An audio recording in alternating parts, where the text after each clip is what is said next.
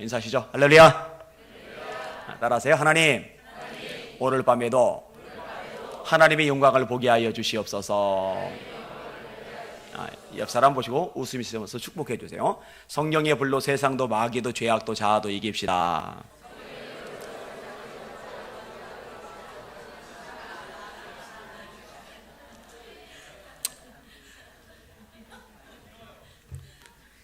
뭐 어쩔 수 없어요.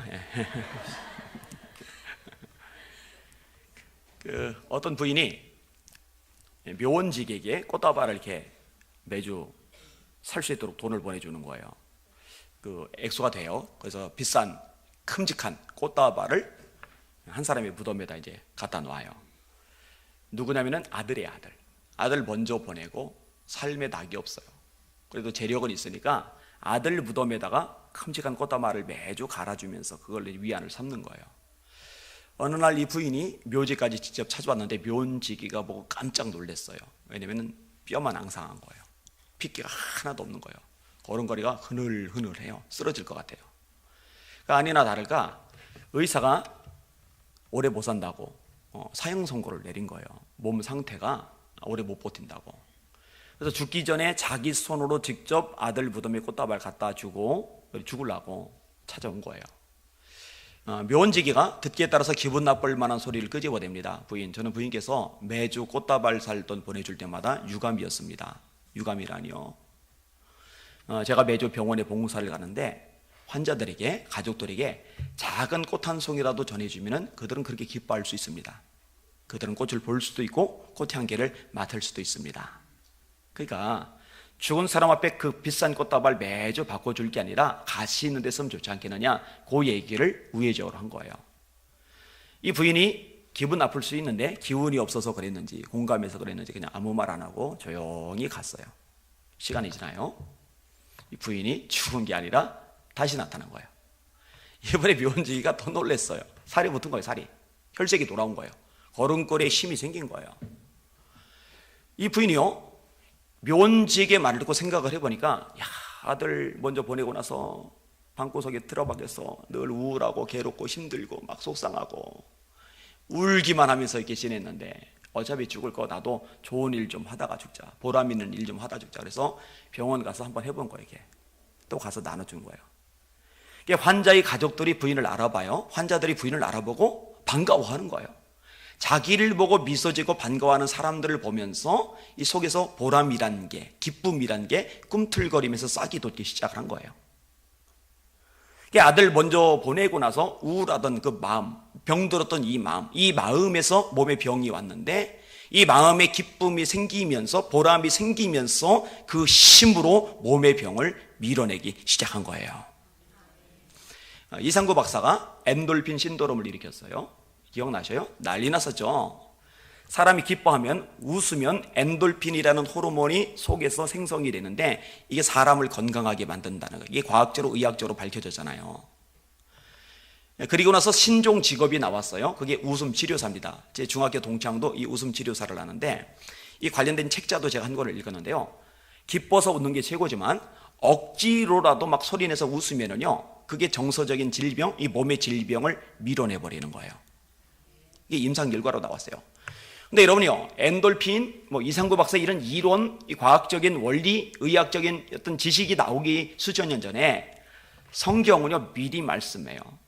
마음의 기쁨이 몸에 양해하게 된다고요. 마음의 근심이 뼈를 마르게 한다고요. 대단한 거예요. 엔돌핀보다 4,000배가 더 강력한 호르몬이 발견이 되죠. 그게 뭔지 아세요? 다이놀핀. 요거는요, 얼마나 위력이 세냐면요, 암세포를 죽여버려요.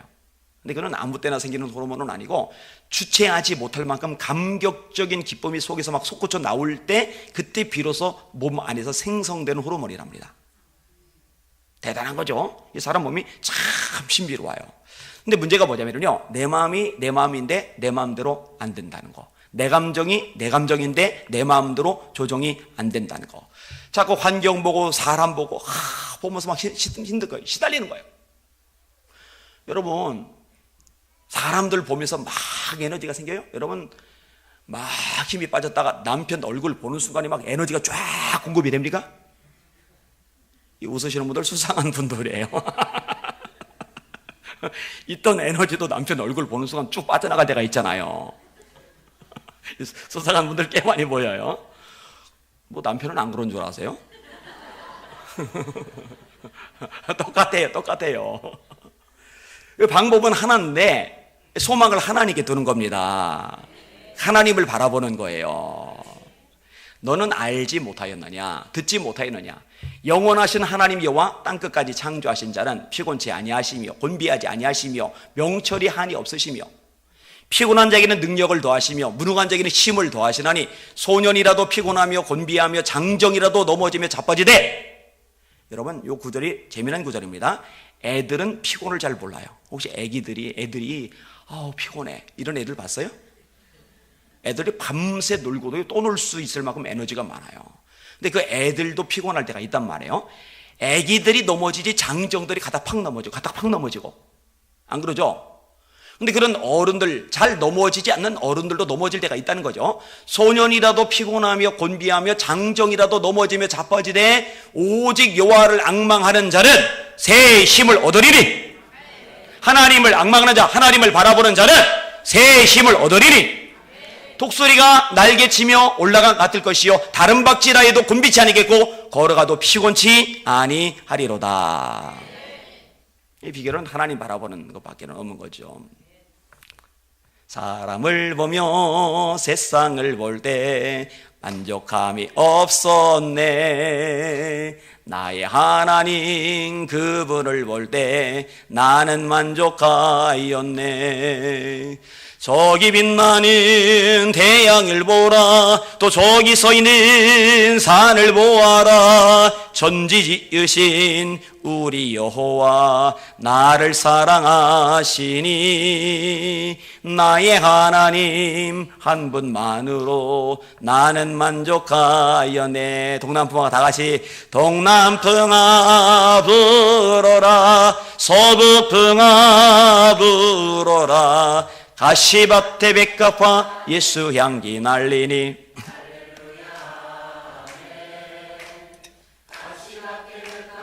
예수 향기 날리니 할렐루야 아멘.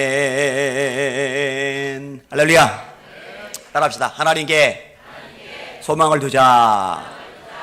오늘 본문의 시편 저자는요 상황이 꽤 힘들어요. 왜냐하면 사람은 관계적인 동물이라 주변 사람들이 칭찬하고 격려하고 웃어주고 그리고 박수 쳐줄 때 힘이 나는데 긁어내리고 힘들게 하는 사람이 주변에 너무 많아요. 세 종류가 등장하는데 하나는 간사한 자, 하나는 원수, 하나는 불의한 자. 한번 따라합시다. 간사한 자, 불의한 자, 원수. 자, 간사한 자는 어떤 사람이 간사한 자냐? 나한테 와서 집사님, 나는 집사님이 너무 좋아. 집사님은 참 성격도 온화하고 믿음직고 내가 본받을 게 너무너무 많은 것 같아. 난 집사님 정말 좋아. 이래놓고요 뒤에 가서 딴 사람한테서 그 집사 싸가지가 없어. 성질 더러워. 그럼 그 얘기는 절대로 거기서 끝나는 법이 없어요. 돌고 돌아서 내 귀에 들어와요. 이거 들어본 적 있으시죠? 소위 뒷담화. 그거 간사한 거예요. 내 앞에서 하는 말과 다른 사람 앞에서 하는 말이 일관성이 있어야 그게 진실한 사람이죠. 이 간사한 사람이 주변에 있으면요 마음 상합니다. 지쳐요. 이 간사한 사람은요 말과 이 마음의 생각이 달라요.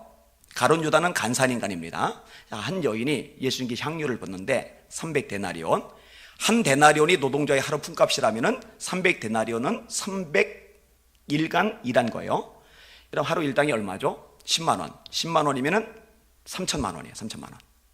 5만 원씩 따지면 1,500만 원. 여러분, 이거 예수님께 쏟아 붓는 거요 절대 아무나 못합니다.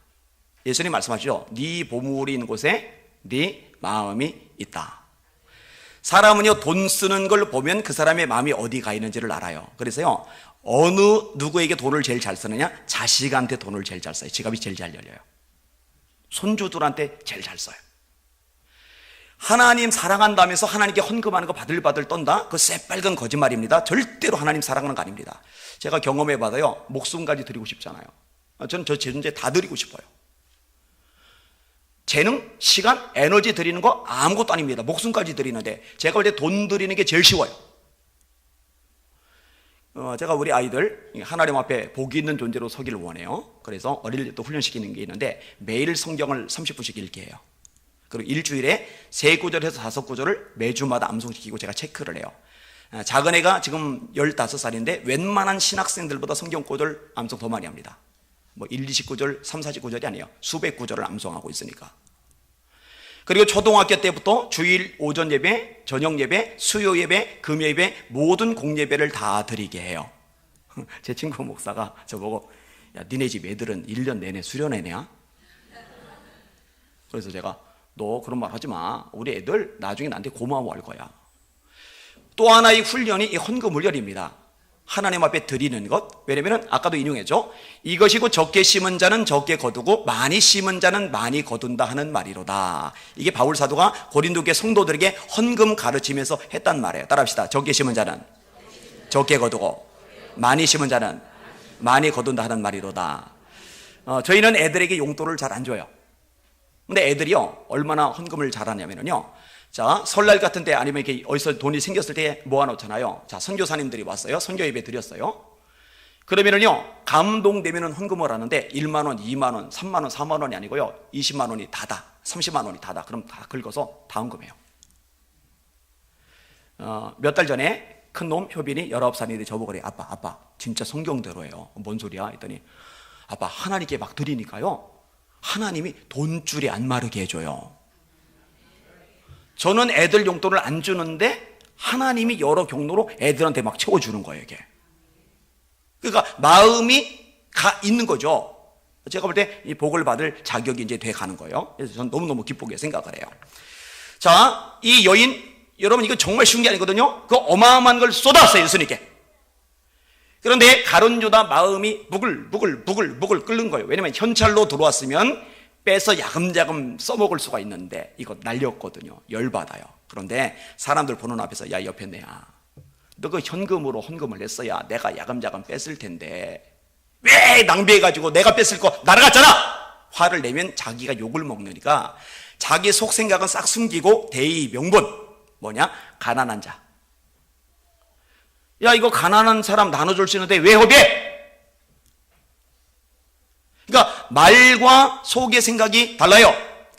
여러분 교회에서요 막 정의 뭐 개혁 막 부르지죠. 막 국가에서 나라를 위해서 조국을 위해서 막 목소리를 높여요. 근데 알고 보면은 자기 대접해 주지 않는다고, 자기 인정해 주지 않는다고, 자기 뜻대로 안 움직여 준다고, 자기가 기득권 차지하려고, 자기가 이득을 보려고. 근데 속생각은 그건데 그 얘기하면 욕먹으니까 싹 숨겨두고 대의 명분 나라를 위해서 뭐 교회를 위해서 막 이렇게 가난한 자 위해서 이렇게 막 간사한 거예요. 그런 사람들이 주변에 있으면 시달려요. 자, 그 다음에 불의한 자는 말 그대로 옳지 않게 사는 사람들인데 이 불의한 자의 특징은 의로운 사람을 미워합니다. 따라합시다. 의를 위하여 박해를 받는 자는 복이 있나니 천국이 그들의 것이며 나를 인하여 너희를 욕하고 핍박하고 모든 거짓으로 너희를 거스려 온갖 악한 말을 할 때는 기뻐하고 즐거워하라. 하늘에서 너희 상이 크민이라. 너희 전에 있던 선지자들도 이같이 박해하였느니라. 무릇 하나님을 향하여 경건하게 살고자 하는 자는 핍박을 받으리라. 여러분이 회사를 갔어요. 과장님이 불러요. 이번에 회사에 눈먼 돈이 꽤 큰데 요거 나눠 먹자. 그랬더니 여러분이 대답을 한 거예요. 과장님, 저 예수 믿는 사람이에요. 하나님이 정직하지 않은 거 싫어하세요. 저는 이런 일에 동참할 수 없습니다. 그럼 과장님이 예수 믿는 사람들은 정말 훌륭하구나. 네가 믿는 예수님 나도 믿고 싶어. 이렇게 나와요? 그 다음부터 이제 쪼는 거예요. 쫓아내려고. 그래야 마음 편하게 자기들끼리 나눠 먹을 수 있으니까. 그러니까 의로운 사람은요, 불의한 사람들이 주변에 있으면은요 시달려요. 긁어내리거든요. 끌어내리거든요. 공격하거든요. 원수는 뭐 따로 설명 안 해도 돼요. 사울 같은 인물이 다윗에게 원수죠. 나를 못 죽여서, 못 밟아서, 못 괴롭혀서, 못 망하게 해서, 나를 힘들게 하지 못해서 안달복달인 사람, 이게 원수예요. 아니 나라를 구했는데 창을 던져 죽이려 하는 거예요. 단책을.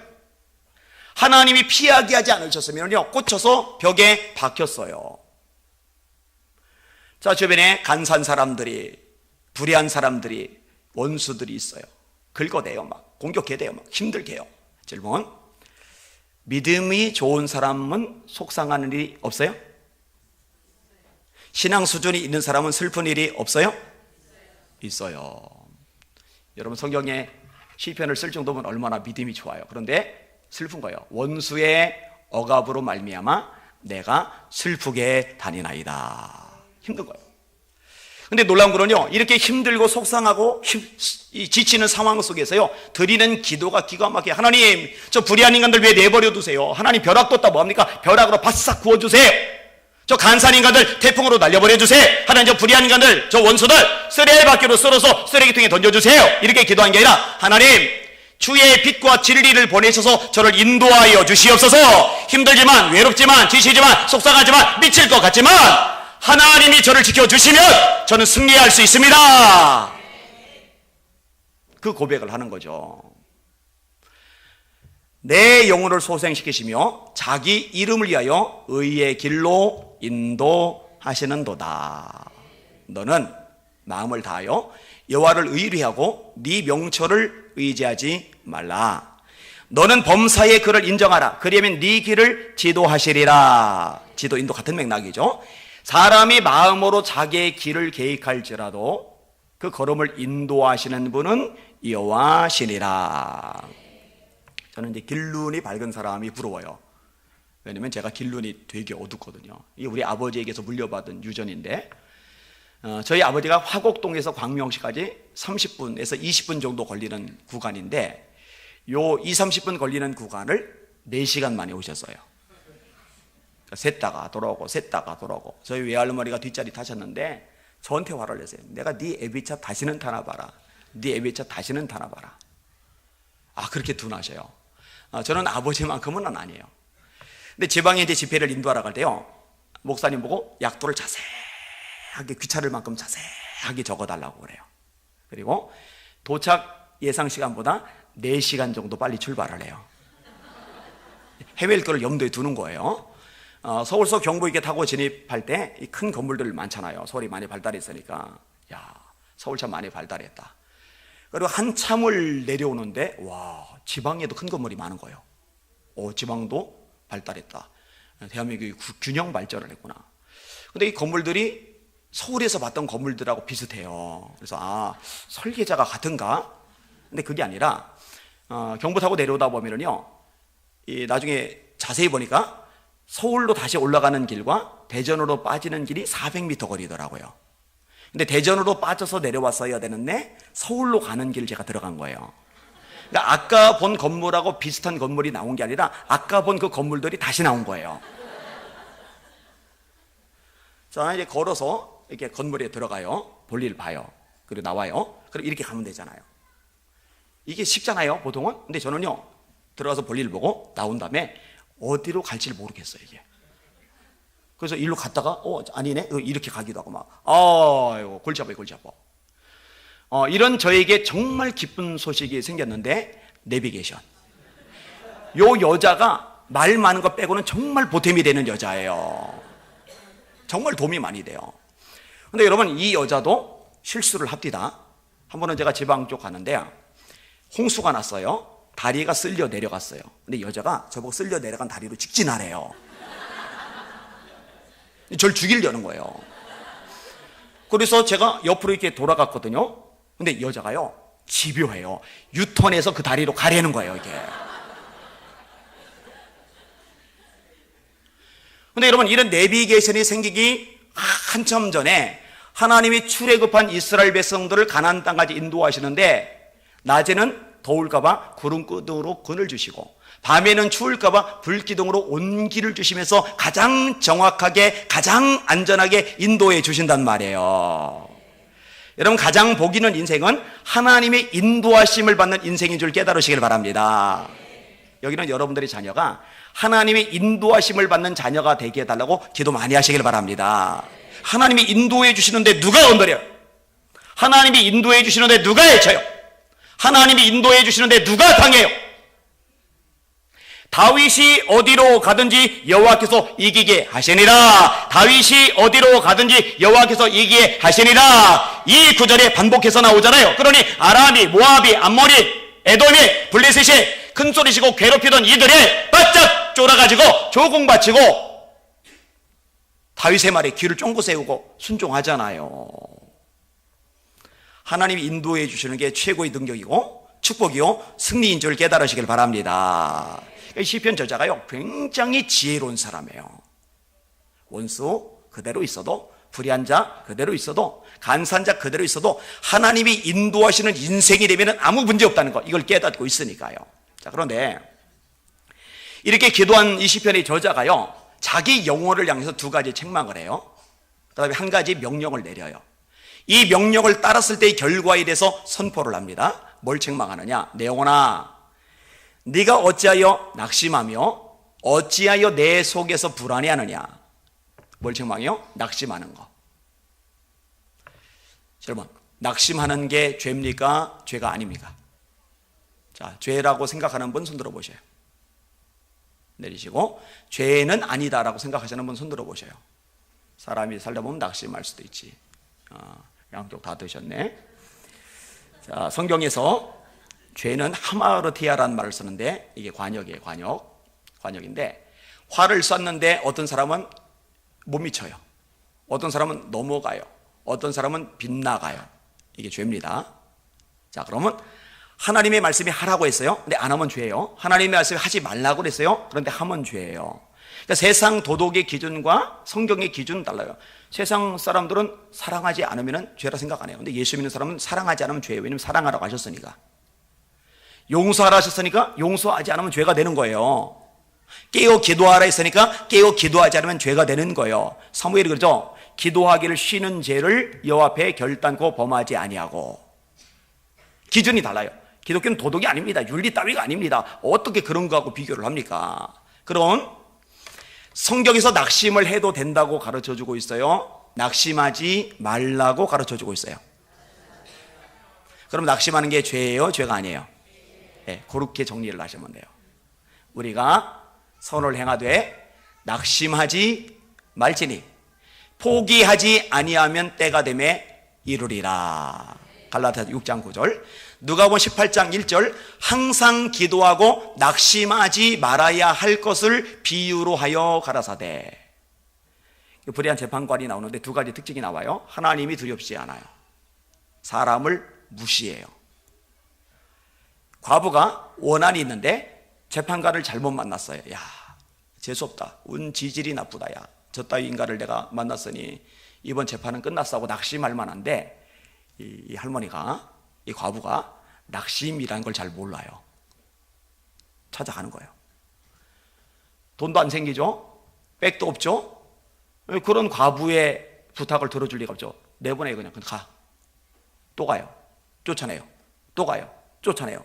이거 몇 번 겪고 나면은요, 자존심도 상하고 마음도 상하고 지치고 낙심이 돼가지고 틀렸어 다 틀렸어, 재판관 잘못 만났어, 이럴 만한데요, 이 과부가 낙심할 줄을 몰라요. 하도 가니까 막 길거리에서 바지가랭이 잡고 집 찾아가고 재판장 찾아오고 그러니까 나중에 이 재판관이요, 노이로제가 걸리는 거예요. 꿈에도 이 할머니가 나타나서 원한 풀어주세요 막 이럴 지경이 되는 거예요. 이 과부가 늘 와서 나를 번거롭게 하니 내가 그 원한을 풀어주리라. 부분에 보면은 내가 하나님을 두려워하지 않고 사람을 무시하나 이 과부가 늘 와서 나를 번거롭게 하니 원한을 풀어주리라. 그렇지 아니하면 항상 와서 나를 괴롭게 하리라. 그 다음에 예수님의 말씀이 나오는데, 하물며 하늘에 계신 너희 아버지께서 밤낮 부르짖는 택하신 자들의 원한을 풀어주지 아니하시겠느냐? 속히 그 원한을 풀어주시리라. 그러나 인자가 세상에 올 때 세상에서 믿음을 보겠느냐? 믿음을 뭐하고 연결시켜요? 낙심하지 않고 매달리는 것. 하여튼 대전 소망교회 성도들은 원수 마귀가 볼 때 질려버릴 만큼 낙심 같은 거, 포기 같은 거 모르는 성도 되시기를 예수님의 이름으로 축원합니다. 대전 소망교회 성도들은 건들지 마, 건드려봐야 스트레스 받아. 우리 마귀들 스트레스 받아서 힘들어. 그러니까 내비둬. 이렇게 말할 정도로. 그러게 되실 주의 이름으로 축원합니다. 자, 요셉이 형들의 미움을 받잖아요.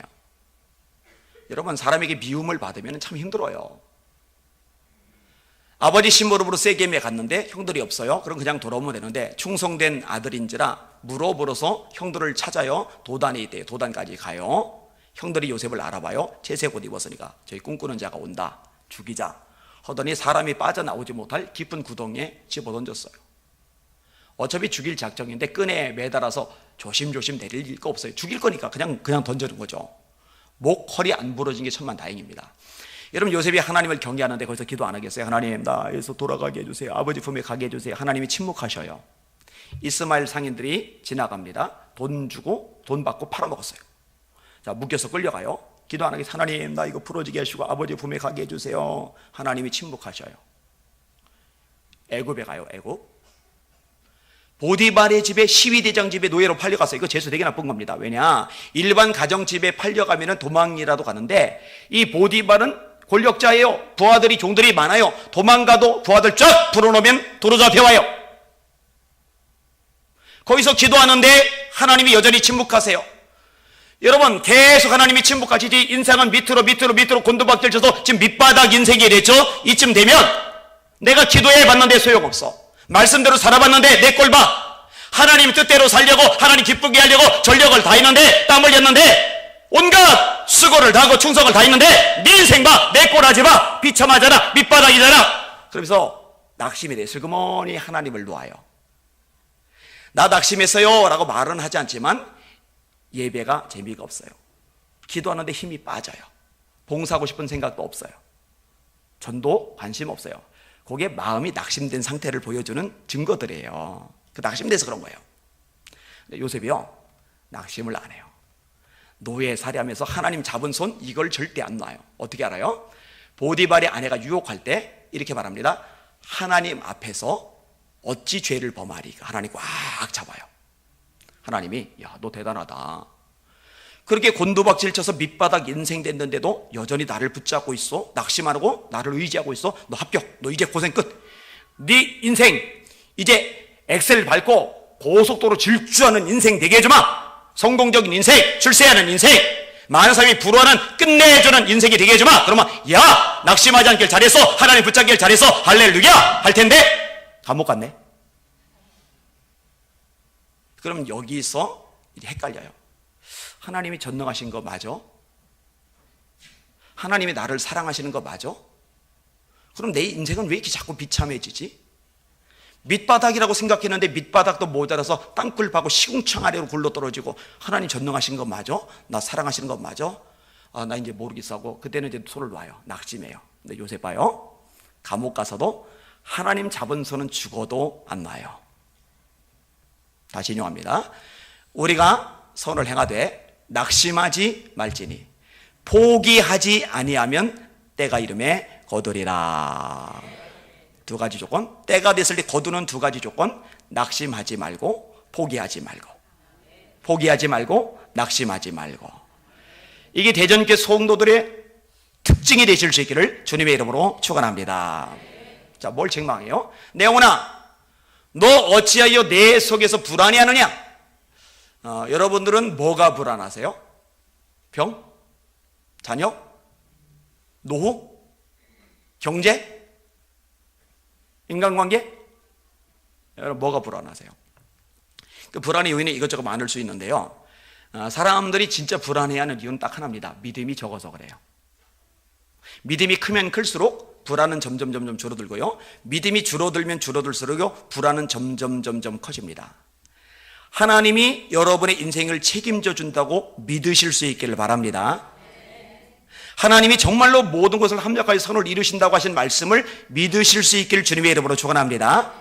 우리가 알거니와 하나님을 사랑하는 자, 곧 그 뜻대로 부르심을 입은 자들에게는 모든 것이 합력하여 선을 이루노리라. 내 형제들아, 너희가 여러 가지 시험을 만나거든 한 가지 시험만 해도 힘들고 미치겠는데 속이 뒤집어지는데 여러 가지 시험 하나님 어쩌라고요?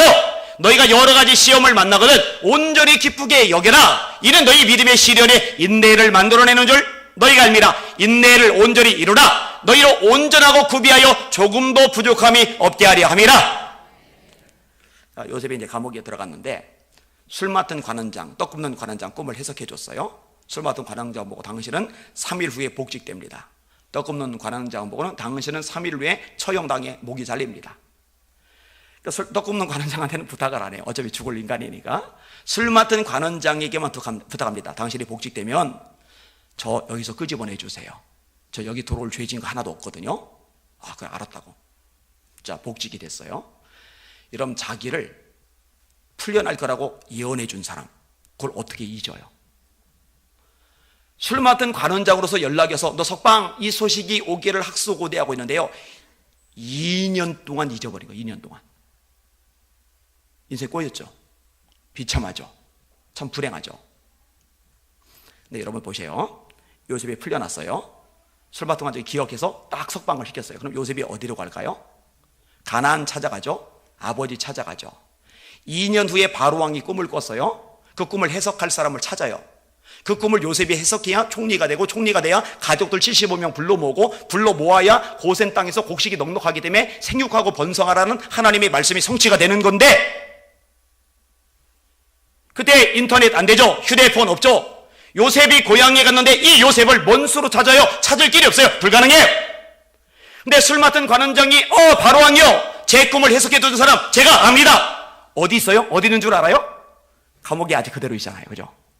그러니까 가서 불러낼 수가 있는 거예요. 여러분, 감옥에 갇혀 있었던 2년이 가슴앓이한 시간이지만 그게 합력해서 선을 이루시는 하나님의 방법이었다는 거 깨달으실 수 있기를 주님의 이름으로 축원합니다. 이 하나님의 일하심은요, 신비해요. 참 놀라워요. 이거를 발견해야 돼요. 그럼 불안할 필요가 없어요. 여러분, 불안해하지 말고 기도 많이 하시길 바랍니다. 제가 어릴 때 저에게 큰 장애물이 뭐라고 생각을 했냐면, 웃지 말기요, 장가 가는 거. 장가 가기 힘들 것 같았어요. 이유가 뭐냐? 첫째, 얘기잖아요. 저희 아버지가 알코올 중독자라고. 저는 술 취한 사람을 딱 둘로만 구분을 해요. 하나는 취하자마자 길바닥이든 술집이든 뭐 대합실이든 그냥 주무시는 분들 있죠. 저는 이분들을 존경합니다. 남 피 안 주잖아요. 이렇게 아무데나 주무시는 분들 중에도요, 성격이 깔끔한 스타일들이 있어요. 양복 벗어 전봇대에다 걸어두고 바지 이렇게 개 놓고, 그리고 길바닥에서 잠을 자는 거죠. 얼마나 성격이 깔끔합니까? 그죠? 자, 또 한 종류는요, 취하는 순간 옆 사람 달달 볶는 스타일. 우리 아버지. 아버지가 너무 미웠어요. 밥상을 차려 주시면 돈도 안 벌어놓은 인간, 밥 차려준 거 감지덕지 고마움으로 드시면 되는데 그걸 왜 뒤집어 엎는지 초등학생 머리로 이해가 안 가요. 막 밥알, 콩나물, 반찬, 국물 막 아이고 한두 번에 난장판. 아니, 문짝이 대들기를 냈어요. 말대꾸를 냈어요. 왜 그걸 냈다 걷어찹니까? 그러니까요, 날아가요, 문짝이요. 술 깨시면은 망치 들고 고쳐요. 한밤에 또 날아가요. 그러니까 고치고 날아가고 나중에 문이 모자이크예요. 막 누더기. 한 번은 제가 장남이니까 아버지한테 엄마 괴롭히지 말라고 한마디 했다가 맞아 죽을 것 같아가지고 뛰쳐나갔는데 갈 데가 없어요. 추워요. 어떡하지 보는데 볕단이 이렇게 수북하게 쌓였어요. 아, 저기 들어가자 해서 볕단 후벼파고 속에 들어가서 두텁게 볕단으로 덮었는데 그때 깨달은 거, 볕단은 아무리 두꺼워도 보온이 안 되는구나. 얼어 죽을 뻔했어요. 그냥 집에 갔더니요, 아버지 술 마시러 도로 나가셔서 집에서 이제 잠을 잤어요. 게다가 이제 화투 고스톱을 치시는데, 나는 세상에요, 내기와 뜨시는 인간들 중에 우리 아버지처럼 화투 못 치는 인간을 본 적이 없어요. 한 번은 따서 올 수 있는 거잖아요. 그죠? 제가 너무너무 먹고 싶던 과자, 20원짜리 과자 자야, 그거 한 봉지 사온 적이 없어요. 아, 그렇게 화투도 못 쳐요. 진짜 못 쳐요. 혹시 딸 중에 시집갈 정령기가 찬 딸을 둔 분이 계시면 손 들어보세요. 예, 권사님이세요? 예. 시아버지감이 알코올 중독에 노른 중독, 딸 시집 보낼 밤 있어요? 막 이러시네. 제가 중매해 드릴게요. 싫으시대요. 자, 아버지가 이제 그 모양이시다 보니까 집이 안양천 뚝방 옆에 판자촌. 나무로 쫙 쫙 연결해서 여러 집이 연결돼서 이렇게 지어진 집이에요. 이 판자촌에 사는 사람들은요, 공동체 의식이 좋아요. 왜냐면 한 집 불 붙으면 같이 다 타거든요, 이게. 자, 문, 이렇게 뺑 돌아서 뒤쪽에 화장실 하나를 같이 쓰는데 앞트이고 뒤트이고, 여름에는 난방이 잘 되고 겨울에는 냉방이 잘 돼요. 가로등을 안 달아줘요, 정부에서. 그래서 이 골목 지나갈 때요, 달이나 별이 없을 때는 감으로 지나가야 되는데, 한 번은 제가 죽을 뻔했어요. 급해서 막 화장실 뛰어가는데요, 어떤 모자란 아줌마가 화장실 앞에다가 빨래줄을 건 다음에 빨래를 널었다가 저녁에 빨래 걷으면서 줄을 풀어놔야 되는데 줄은 내버려 둔 거예요. 달려가다가 그 줄에 목이 걸린 거예요. 이게 이렇게 되다가 반동으로 튀기면서 땅에다 머리를 들이받아버린 거예요. 진짜 죽는 줄 알았어요. 얼마나 생생하면 지금도 못 있겠어요. 제일 골치 아플 때가 언제냐면요, 장마질 때인데, 그러면 동네 사람들이 초등학교, 중학교로 단체로 이제 피난을 가는데, 이 화장실이 단추를 누르면 내려가는 수세식이 아니라 이 떨어지는 자유 낙하식 화장실이거든요. 그러다 보니까 허리까지 막 물 차면은요, 뭐가 동동동동 떠다녀요, 이게. 그게 화장실 주변에만 몰려 있으면 좋은데요, 이게 자유 분방해 가지고요, 천지사방 떠돌아 다니다가 집에도 흘러 들어오고 물 빠지면서 건더기가 남아요. 그러니까 제가 어릴 때 피부질환, 이 부스럼 딱지, 이게 늘 많았어요. 위생이 안 좋으니까. 30몇 년 만에 옛날 동창 만났는데 저보고 너 그때 냄새 났었다고 그러더라고요. 냄새 나죠? 권사님, 건더기 남는 집에 딸 시집 보낼 수 있어요? 건더기. 그러니까요, 암만 제가 어린 나이에 생각해 봐도 당사자는 둘째치고 엄마들이 절대 소중한 딸 시집 보낼 리 없다는 결론이 나오는 거예요. 그리고 더 큰 문제가 하나 있는데, 제가 팔이 없잖아요, 팔이. 아버지 알코올 중독, 노르금 중독, 게다가 집은 판자촌, 건더기 남는지, 게다가 팔까지 하나 없는 불구자한테 누가 딸을 주겠어요. 그래서 제가요, 중고등학교 때부터 배우자 놓고 기도를 했어요. 하나님 전능하시잖아요. 하나님, 괜찮은 여자 마음을 횟가닥하게 하셔서라도 저한테 시집 오게 하여 주시옵소서. 여러분 오지만 저는 절박해서 정말 열심히 기도했어요. 목사님의 둘째 아들이 용선이, 목사님의 셋째 아들이 용섭이, 얘들이요 운동을 잘해요. 여학생들이요 운동 잘하는 오빠들 멋있게 생각합니다. 그죠? 멋있어요. 이게 볼 몰고 막 땀 흘리면서 질주하잖아요. 그럼 용선이 오빠 화이팅, 용섭이 오빠 화이팅, 막 난리가 벌어져요. 저는 운동하다가 부딪히면은요 다친 팔이 아파서 쩔쩔매요. 저 구탱이 앉아 있어야 돼요. 얘들은요 기타를 쳐요. 기타 치면서 막 이러면 여자애들이 악기 잘 다루는 오빠들 멋있게 봐요. 평상시에 찬양도 안 부르던 이 가신 애들이요 그 주변에 옹기종기 모여가지고 선망의 눈초리로 쳐다보면서 막 찬양을 불러요. 그러니까 용섭이 저랑 동갑인데 얘들 주변에는 오빠 여학생들이 바글바글한데 제 주변에는 여학생들은 하나도 없고 성령님만 함께 해주셨어요. 근데 그게요 아프더라고요. 솔직히요. 부럽더라고요. 상처도 되더라고요. 솔직히요. 근데 여러분 대학 가도 똑같은 거예요. 20대 중반이 넘어가면서 제 기도는 강력해지는 거예요. 하나님 잠잠하지 마옵소서. 제게도 짝을 주셔야만 합니다. 20대 후반이 넘어가면서 제 기도는 절규가 되기 시작했어요. 하나님, 살아계신 하나님 어디 계시나이까 막 기도를 해요. 근데 결국은요 30 넘을 때까지 애인 말고 여자친구 자체가 한 명도 없었어요. 불쌍하다는 표정은 짓지 마시고 갑자기 30이 넘어서 드디어 교제를 이제 시작했는데 제가 이제 마음에 찔려요. 왜냐면 저 혼자 시집 오면 고생하거든요. 저는요 이렇게 물건을 들면은요 문을 못 엽니다. 이거를 내려놓고 손잡이를 이렇게 돌려야 열리잖아요. 그 다음에 이제 물건을 다시 들어요. 근데 물건을 다시 드는 동안에 와서 닫혀요. 이게. 내려놓고 문 열고 얼른 드는데 그래도 와서 또 닫혀요. 그럼 누가 와서 열어줄 때까지 기다려야 돼요. 지금도 제가 이제 배낭을 들고 다니는데 왜냐면 손으로 들고 다니면 저는 문을 못 열어요. 그래서 배낭을 매야 이 손을 쓸 수가 있으니까. 제가 중학교 고등학교 때 배낭이 없어요. 이게 드는 가방인데 그래서 저는 비 오는 날이 싫었어요. 가방을 들고 나면은 우산을 펼 손이 없어요. 차비는 없죠. 그러니까 비 맞으면서 학교를 왔다 갔다 해서 40분 걸어 다니는 거리였는데, 그런데 학교 끝나고 비 맞으면 집에 와서 갈아입으면 되는데 학교 갈 때 비를 맞으면 다 젖은 상태로 수업을 다 들으니까 몸이 병이 나요. 그래서 초1부터 고3까지 12년 동안 너무 많이 아파가지고 개근상을 한 번 딱 받았는데, 한 번은 어떻게 받았냐면은 여러 번 빠진 걸 선생님이 안 빠진 걸로 해주셔가지고 한 번 받았어요. 저는요 쌀푸대를 못 매요. 아내가 다 그거 맸어요. 메고 올라가세요. 얼마 전에도 화장실 변기 고장 났는데 아내가 망치를 다 고쳐요. 등 아내가 다 갈아요. 저는 액자 걸어야 되는데, 옷걸이 걸어야 되는데 벽에 못을 못 박아요. 왜냐, 망치를 잡으면 못을 들 손이 없고 못을 잡으면 망치를 들 손이 없어요. 그렇다고 못을 벽에다 대고 머리로 박을 수는 없잖아요. 이렇게. 저는 아기를 못 안아줬어요. 아기들이 목을 못 가눠요. 그래서 등 받치고 목을 같이 받쳐야 되는데 등을 들면 목이 이렇게 돼버리고, 그렇다고 애 목을 잡고 이렇게 들 수는 없잖아요. 아기를 한 번도 못 안아줬어요. 저는요 제 손톱을 못 깎아요. 이거 별거 아닌 건데 안 돼요. 아내가 깎아줘야 돼요. 그래서 제 아내가 삐지면 제 손톱이 길어져요. 이렇게. 그러니까 아무리 생각해도 저한테 시집 오면 고생이니까 제가 물어본 거예요. 당신 나한테 시집 오면 고생인데 그래도 시집 올 거야?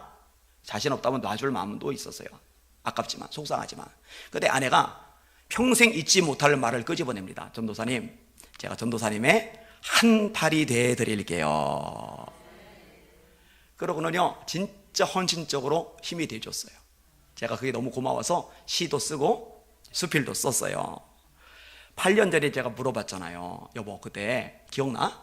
당신이 나한테 시집 오면 고생인데 그래도 시집 올래? 그랬더니 당신이 그랬잖아. 제가 전도사님이 한 발이 해드릴게요. 아, 나 그 말 아직도 감동이야. 그랬더니 아내가 뭐랬는 줄 아세요? 목사님, 그때는요 제가 제정신이 아니었어요. 저는요 제 아내를 제정신이 아니게 만들어주신 하나님을 찬송합니다. 제정신이 돌아왔지만 이제 못 쪼개서 애들도 다 컸는데, 저에게는 이 결혼 문제가 불안의 요소였지만 여기는 여러분들에는 각자 불안의 요소가 있는데 불안해하지 마시고 하나님께 맡겨버릴 수 있기를 주님의 이름으로 축원합니다. 너희 염려를 다 주께 맡겨버려라. 이는 그가 너희를 권고하심이니라. 아무것도 염려하지 말고 오직 모든 일에 기도와 간구로 너희 구할 것을 감사함으로 하나님께 아뢰라. 그리하면 모든 지각에 비하는 하나님의 평강에 그리스도 예수 안에서 너희의 마음과 생각을 지키시리라. 자, 낙심하지 말라, 불안해하지 말라. 책망하고 나서 명령을 해요. 너는, 내 영혼아, 너는 하나님께 소망을 두라. 그러면 결과가 뭐냐? 그가 나타나 도우심으로 말미암아 내가 여전히 하나님을 찬송하리로다. 여러분, 하나님이 진짜 여러분의 소망이 되시기를 예수님의 이름으로 축원합니다. 근데 가만히 보면은요 진짜 하나님이 소망이 아닌 사람들이 있어요. 자, 진짜 하나님이 소망이면 돈이 날아가도 하나님이 여전히 계시니 소망이 여전히 있어야 되는데, 돈이 날아가는 순간 소망도 같이 사라져요. 절망이 빠져요. 하나님이 진짜 소망이면 자식이 속색일 수 있어요. 근데 주님이 얼마든지 그거 회복해 하거든요. 하나님이 여전히 소망이면 속색여도 여전히 소망이 남아야 되는데 사실은 자식의 소망이에요. 자식의 속색이면 소망이고 뭐가 다 날아가요. 건강할 때는 소망이 있는 것 같은데 병이 생기면 소망이고 뭐고 싹 사라져요. 절망이 마음을 채워요. 대전 소망교회, 이름도 좋네요. 소망교회. 세상 사람들이 이 대전시내 사는 수많은 성도들이 대전 소망교회 성도들을 보니까 그 속에 소망이 뚜렷한 거예요. 하나님이 진짜 소망인 거예요. 그렇게 되실 수 있기를 주님의 이름으로 축원합니다. 비록 무화과나무가 무성치 못하며 감람나무에 소출이 없으며 포도나무에 열매가 없으며 밭에 식물이 없으며 우리의 양이 없으며 외양간에 소가 없을지라도, 아니 하나라도 멀쩡해야죠.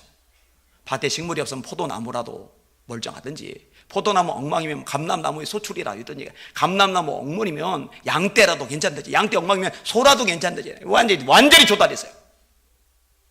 비록 무화과나무가 무성치 못하며 포도나무에 열매가 없으며 감람나무에 소출이 없으며 밭에 식물이 없으며 우리의 양이 없으며 외양간에 소가 없을지라도 나는 여호와로 인하여 즐거워하며 내 구원의 하나님을 찬송하리로다. 그는 나의 힘이시라. 하사 나의 발을 사슴과 같게 하사 나로 나의 높은 곳에 다니게 하시리로다. 제가 몇 년 전에 큰일을 겪었는데요, 눈이 안 보여요. 뒤에서도 성도들이 막 팍팍팍팍 안 보이는 거예요. 운전하는데 차량 번호가 4개 중에 가운데 2개가 날아가고 끝에 2개가 달라붙은 거예요. 처음엔 그걸 모르고 여보 신기해. 뭐가요? 저 앞에 봐, 차 봐, 번호가 2개야. 요즘 2개짜리 차도 나오나 봐. 했더니 뭔 소리예요? 4개. 아니 봐봐, 2개잖아. 저 차도 2개네. 제 눈에만 2개가 보이는 거예요. 그래서 강남 성심병원에 가가지고 뇌 MRI를 찍었더니, 뇌가 MRI가 아니라 이 눈 사진을 다 찍었더니 의사가 눈에 이상이 전혀 없대요. 그러니까 뇌가 의심되니까 뇌 사진을 찍어보래요. 그래서 이제 큰 병원에 갔어요. 더 큰 병원에, 아산병원에. 우리나라에서 제일 큰 병원 중 하나잖아요. 뇌 MRI를 찍었는데 의사가 사진 보고 진단을 내리는데 끔찍한 병이 나온 거예요. 뇌종양이래요. 뇌종양. 이번에 알았는데 1cm, 이거 조그맣잖아요. 1cm. 요 1cm만 넘어가도 거대 종양. 거대는 무지막지하게 큰 게 거대잖아요. 근데 이게 뇌 속에 있기 때문에 1cm만 넘어도 거대 종양이에요. 여러분, 이 뇌 이런 데 막 피 쏟아도 괜찮은데 이 뇌는요, 실핏줄 하나만 톡 터져도 큰일 나요. 그게 뇌출혈. 무서워요. 신경 하나 톡 잘못 건드리면 하반신 마비, 오른쪽 마비, 왼쪽 마비, 상반신 마비, 청력 상실, 시력 상실, 이 뇌 속에 다 들었잖아요. 그래서 하나님이 이 2개골로 이렇게 감싸신 거예요. 여러분, 이 2개골 없으면은요, 친구 반갑다고, 야 반가워 뒤통수 때렸다면 큰일 나요. 그죠? 애들 실수했다고 딱밤 때렸다면 큰일 나요. 근데 2개골이 있기 때문에 애기들이 넘어지면서 상모서리 머리 쾅 부딪혀도 울고 일어나지만 멀쩡한 거예요. 이 2개골 때문에. 문제는 속에서 종양이 생기는 경우, 이거는 이제 또 다른 문제인 거죠. 1에서 2.5cm까지가 거대 종양인데 제 머릿속에 있는 거는 이름이 달라요. 자이언트인데 4cm가 넘는 놈이 들어있어요. 의사가요, 수술 전날 3번이나 이번 수술 위험합니다, 3번이나 그 말을 했어요. 자, 그러고 있는 와중에 문제가 또 생겼어요. 얼마 전부터 목이 아팠는데 주일 아침에 목이 악소리를 할 만큼 아파요. 정말 이게 돌아가지 않고 움직이지 않는 건 당연한 거고, 앉아도 아프고 서도 아프고 걷지도 못하고 눕지도 못하고 그래서 부목사님한테 연락해서 1부 예배, 2부 예배 설교하게 하고, 저는 이제 쇼파 끝에 이렇게 살짝 앉아가지고 이러고 앉아가지고 꼼짝 못하고 이렇게 있었어요. 장로님들이 놀라가지고 그냥 쫓아오셨어요. 병원 갔어요. 목 사진을 찍었어요. 목 디스크래요. 자이언트의 목 디스크. 자, 누워서 물리치료를 받는데 짜증도 안 나고 원망도 안 나고 낙심도 안 되고 불안하지도 않고, 왜냐면 하나님이 살아 계시니까. 누워가지고요, 흥얼흥얼 찬송이 나오는 거예요. 내 평생에 가는 길 순탄하요, 늘 잔잔한 강 같든지 큰 풍파로 무섭고 어렵든지 나의 영혼은 늘 편하다. 다 같이 합시다. 내 영혼 평안해, 내 영혼 평안해. 저 마귀는 우리를 삼키려고 입 벌리고 달려와도 주 예수는 우리의 대장되니 겠네. 싸워서 이기겠네. 다 같이 내 영혼 평안해, 내 영혼 평안해. 4절까지 다 불렀는데 물리치료 안 끌려서 다시 1절부터 부르고 막 룰루랄라요. 그리고 이제 목을 조금 움직일만 할 때 그 몸 끌고 서울역 광장 가서 설교하고, 힌들산 기도에서 국가기도회가 열렸어요. 한 3,000명 모였어요. 말씀을 전하고 그다음에 이제 기도인도 하려고 다 같이 기도합시다 이런데 스피커에서 설교 한 번 더 해요. 그래. 목신 아저씨 목소리가 설교 도하래. 그래서 난 술 취한 아저씨가 방송실 침입한 줄 알고 이게 뭐야? 그랬더니 저쪽에서 연세중앙교회 윤석전 목사님이세요. 이분이 내려오시지도 않고 사람 보내시지도 않고 방송실에서 설교 다 드린 다음에 거기서 마이크 들고 스피커 통해서 설교 한 번 더 하라고. 근데 그렇게 하면 안 돼요. 어른이라도 예의 없으신 거 이거. 그래도 제가 순종하는 마음으로 설교하고 기도 인도하려다 말고 한번 설교 또 했어요. 그 몸으로 한 세대학교 가서 또 설교하고. 하나님이 제 증인이신데요, 낙심하지도 않고 불안하지 않았을 뿐만 아니라 살려주세요, 고쳐주세요 그 기도도 안 했어요. 제 기도는 딱 하나예요. 하나님, 한국교회 살려주세요. 한국교회 깨워주세요. 옛날보다 좋은 건물 많고 학력 수준 높고 경제력 괜찮고 지휘 배경 뻔듯한데 다 기가 막힌데 옛날에 가난할 때 힘들 때 기도하던 그 기도의 영성 이걸 잃어버렸잖아요. 어머니들이 할머니들이 1시간 반 걸어가서 새벽 예배 드리고 1시간 반 다시 걸어서 애들 손대고 기도해 주던 그 기도의 영성, 밤늦게 파김치된 그 몸으로 1시간 반씩 걸어가서 새벽 예배하던 그 기도의 영성 날아갔잖아요. 그거 살아야 한국에 산다는 의식이 제 머릿속에 꽉 찼거든요. 하나님, 다시 한번 이 한국 땅에 성령의 바람이 불게 하여 주시옵소서. 기도의 불이 불게 하여 주시옵소서. 이것만 가지고 열심히 기도를 해요. 근데 말씀이 맞아요. 내 영혼아, 네가 어찌하여 낙심하며 어찌하여 내 속에서 불안해하느냐. 너는 하나님께 소망을 두라. 그 다음 구절, 그가 나타나 도우심으로 말미암아. 하나님이 도와주시는데 기적이 나타나요. 첫째 기적, 제가 제 몸 고쳐주세요, 살려주세요 기도를 안 하니까 저를 기도할 사람을 하나님이 일으켜주는데 전 제가 너무 놀랐어요. 온누리교회 강의 갔었는데 거기서 중보기도를 들어가요. 공일일보 백상현 기자가 저를 취재하러 왔다가 뇌종양 소식을 듣더니만 사랑의 교회다 전화해서 거기 중보기도 때문에 기도 들어가요. 에스더 기도운동본부가 기도 들어가요. 서울 기독청년연합회가 기도 들어가요. 제주도 열방대학 제가 자주 강의를 가는데 거기 기도 들어가요. 우리 교단 목사님들 기도 많이 해주셨어요. 우리 교회 성도님들 기도 많이 해줘요. 저는 성결교회 목사인데 장로교 목사님 32분이 작정 기도를 들어가셨어요. 말도 안 되는 일이죠. 두 번째 기죠, 제가 1월 달에 이 대수술을 받고 나서 다음 달 2월 달에 책을 냈어요. 여러분들은 뭔 얘기를 해야 놀래요?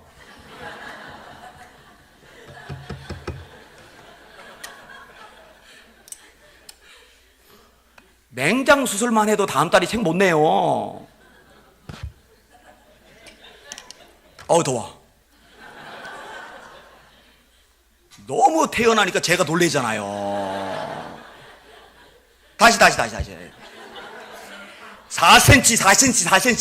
뇌수술 4cm 몇 시간 수술했는데 제가 1월에 이 대수술을 받고 2월 달에 책을 냈어요. 참 저도 고생이네요. 반응 좀 보여요.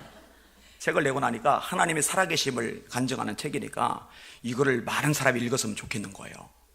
어떻게 하면 많이 읽을까 생각해 보니까 대형교회 목사님이 소개를 하면 될 것 같아서 김원호 목사님한테 제가 전화기를 들고 전화하려고. 거기 출석이 15,000명 돼요. 제가 가서 설교했었어요.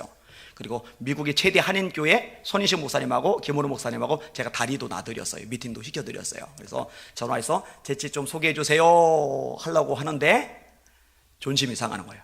자존심이. 그래서 안 했어요, 전화. 그리고 초양교회 부흥회를 인도하는데 국민일보 기자가 저한테 문자를 보냈는데 지금 대예배 시간에 여의도 순복음교회 이영훈 목사님이 안희안 목사님과 안희안 목사님의 책에 대해서 설교를 하고 계십니다. 영상을 들어갔는데요, 한쪽에는 제 사진 띄워놓고 한쪽에는 제 책 사진 띄워놓고 그리고 설명을 하는데 이렇게 설교하세요. 안희안 목사님의 책을 손에 댔는데 다 읽을 때까지 놓을 수가 없었습니다. 근데 아쉬운 게 하나가 있어요. 인터넷 들어가서 네이버 다음 같은데 안희환 또 안희환 목사 치면은 잘생기게 나온 사진, 그래도 인물 좋게 나온 사진들이 꽤 있는데 하필이면 제일 못생기게 나온 사진을 여의도 순복음교회 거기 교인들에게 띄워준 거예요. 이렇게. 그게 좀 아쉬워요. 그 위로 책이 나오는데요, 와, 하나님이 역사를 많이 하셨어요. 이 천안 쪽에 이태현 집사님 같은 분은 혼자서 30권을 써서 전도용으로 쓰고 김홍양 목사님, 수지선민교회는 새신자가 부흥에 대해 은혜를 받더니요, 책이 다 나갔거든요. 그래서 저한테 따로 연락해서 30권 주문을 하고 막 이런 일이 생기고, 안정환 기자라고 있어요. 언론사 단체에 총무가를 하시는 분인데, 이분은 46권을 사서 총리를 포함해서 정치 지도자에게 막 선물을 하고 난리가 났어요. 난리가 막. 이게 두 번째 주신 기적이에요. 세 번째 하나님이 기적을 주셨는데요, 하나님만을 바라보고 요동하지 않으니까 그게 하나님이 이쁘셨단 말이에요. 저를 하나님이 높여주시는데요, 국민일보에서 차세대 지도자 23명을 선정을 했어요. 분당 우리 교회 이찬수 목사님, 당연히 들어갈 만하죠. 선한 목자교회 유기성 목사님, 훌륭한 분이죠. 여의도 순복교 이용훈 목사님, 그런 분 들어가야죠, 그죠? 대전에도 들어갔더라고요. 오종호 목사님, 새로운 한교회. 이런 대단한 분들 23명이 뽑혔는데, 그 23명 중에 글쎄 얘가 들어갔어요. 제가 최연소자입니다. 근데 저는 지금도 이해가 안 가요. 내가 왜 거기 꼽살이 꼈지? 이해가 안 가요. 집회는 원래 매주 다니는데요, 올해 1월 달에 극동방송 전 직원들 대상으로 부흥회를 인도했는데, 사장님이 저를 껴안더니요, 막 30몇 년간 극동방송 근무를 했는데 이렇게 감격해 본 적이 없다고 막 어쩔 줄을 몰라요. 어쩔 줄을. 그러더니 이 집회 내용을 DVD로 구워서 전 지사, 이 대전에도 보냈어요. 이렇게 전 지사에 다 보내서, 목사님들 초청하지 말고 안희한 목사님 요거 DVD로 채플 3번 드려라. 요 대전 극동방송 가끔 오는데, 그때 박준규 PD가 저를 보더니 목사님 보고 싶었어요. 왜요? 그랬더니 영상으로 봤어요. 아, 그래요? 그랬더니 목사님 영상으로 보는데요, 심장이 터지는 줄 알았어요. 막 그러면서 그런 거예요.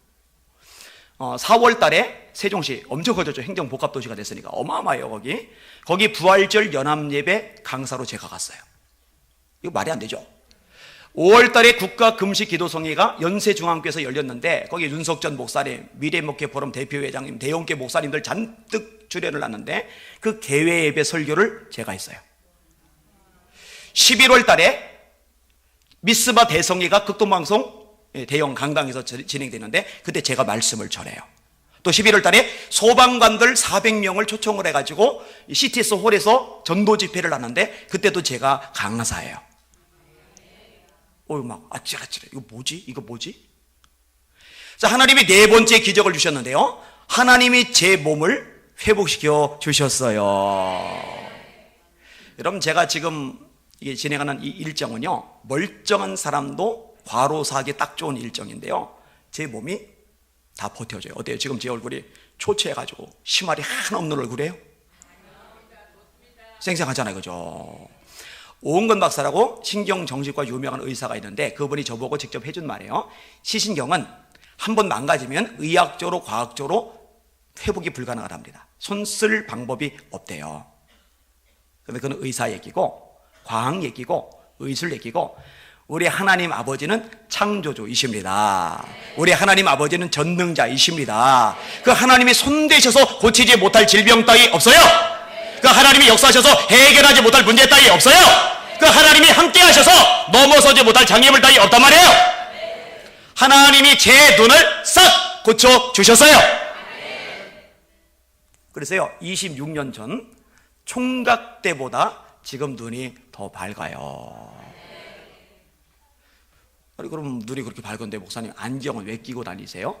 물을 사람이 있을지 몰라요. 제가 비밀을 말씀드릴게요. 안경을 끼고 다니는 상황이긴 한데, 이 안경이 도수가 하나도 없어요. 도수가 없어요. 아니, 그럼 도수도 없는 건 왜 끼고 다닙니까? 아주 중요한 이유가 있어요. 안경을 벗은 것보다 안경을 낀 게 인물이 좋대요.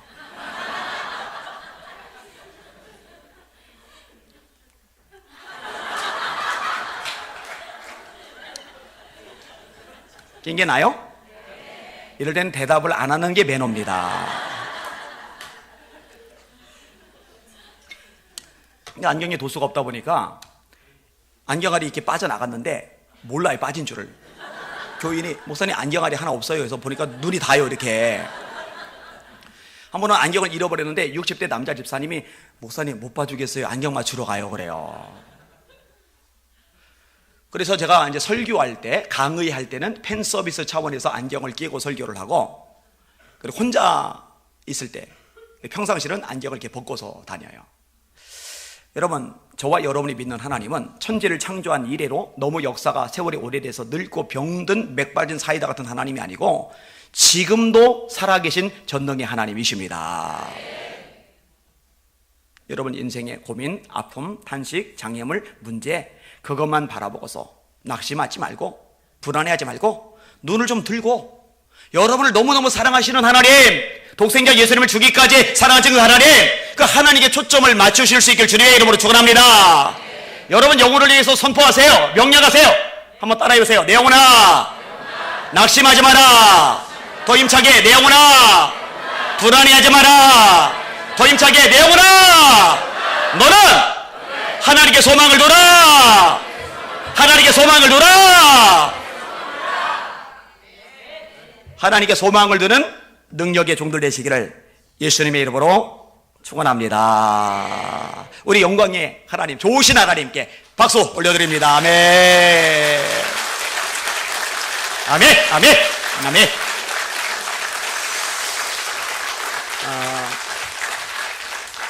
제가 요즘 자주 입버릇처럼 나오는 말이, 야, 하나님이 계셔서 진짜 다행이다. 하나님 안 계셨으면 지금 내가 어디서 뭘 하고 있었을까? 하나님이 계셔서 정말 감사하다. 여러분 그렇죠?